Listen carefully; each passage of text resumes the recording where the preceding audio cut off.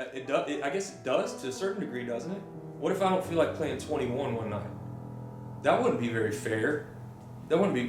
But I'm getting off on a tangent here, aren't I? I could elaborate ad nauseum about what I do in the journal. It's probably something that I would need to save for a whole episode because it's an essential part of the songwriting process for me. It's also an essential part of just like my overall health. I use it as a personal diary. I use it to do creative writing exercises. I use it to document the songs and experiment with different approaches to the songs. It's just chock full of all kind of stuff. So maybe at some point I'll give you guys a kind of a primer on what I use the journal for and how you might be able to use it in your writing. Well, first of all, that's wonderful to know. That the songs have an impact on people and that they help people through tough times. And the simple answer to that is almost every single one has helped me through a difficult time. It's just part of the process. It's part of the way that I approach it. Me writing the song is usually helping me wrestle with whatever issue it is that I'm dealing with. And the great thing is knowing that they could be helping other people through difficult times too by hearing them. I do remember when I was in high school, that was probably the first time I wrote a complete song. I didn't feel like I was really writing good songs until I'd been writing songs for years and years and years. 21 is probably the first song that I wrote where I was like, wow, like this is good. Like this is making me feel something, and I suspect this is going to make other people feel something. I do remember that feeling, and it was almost like overwhelming. But I had written hundreds of songs probably by that point, and most of them didn't give me any sort of profound sense that I'd done something amazing. Paul Simon, I would like to work with Paul Simon. And even though our music is very different in a lot of ways, I have a lot of respect for the way he makes albums, I guess. So it'd be pretty cool. I feel like I would learn a tremendous amount. A song that's had an impact on me that people would be surprised to know. Mm-hmm. Huh. That one's tough. That one's really tough. Lynyrd Skynyrd, Simple Man. Is that it? No.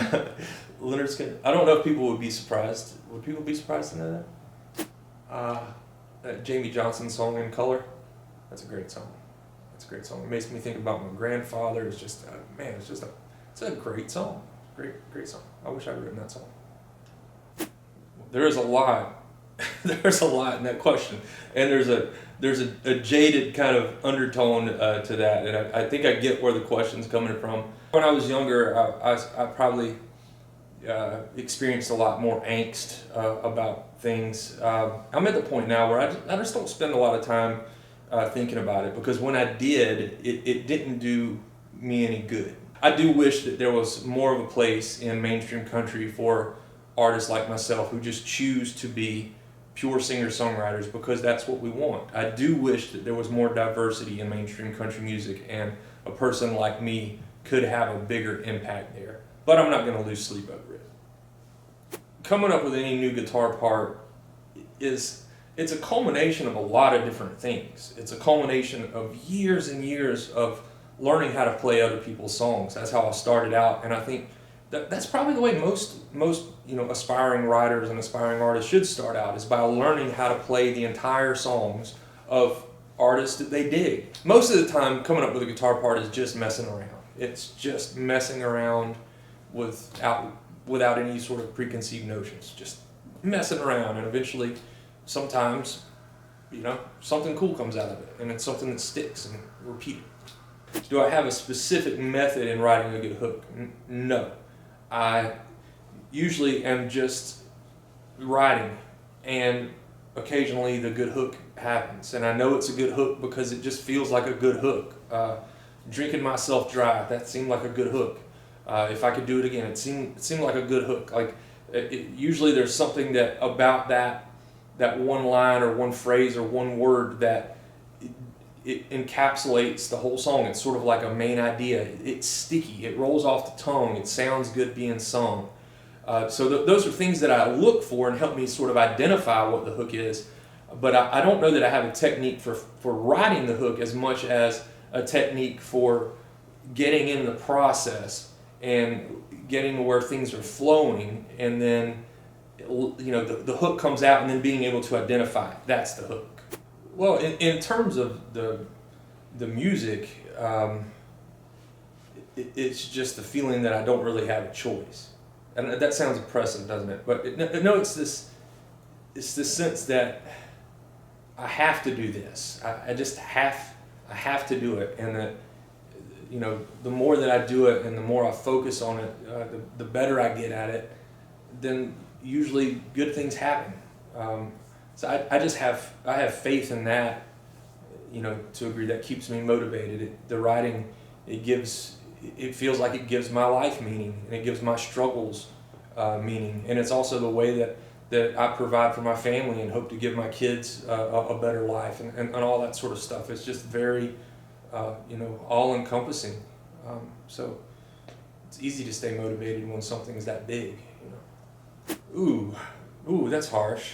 Yeah, again, I don't know that a lot of talent from the surrounding area has sold out. I think that even though Georgia's one state, and even though there's a lot of artists from this area, everyone's different, and everyone has a different skill set. Everyone has different talents, different goals, and different ambitions. As I've always written the best songs or the most compelling songs by not letting shit like that into my head, and instead focusing on what I want to say, what pushes the song forward for me, what means more to me.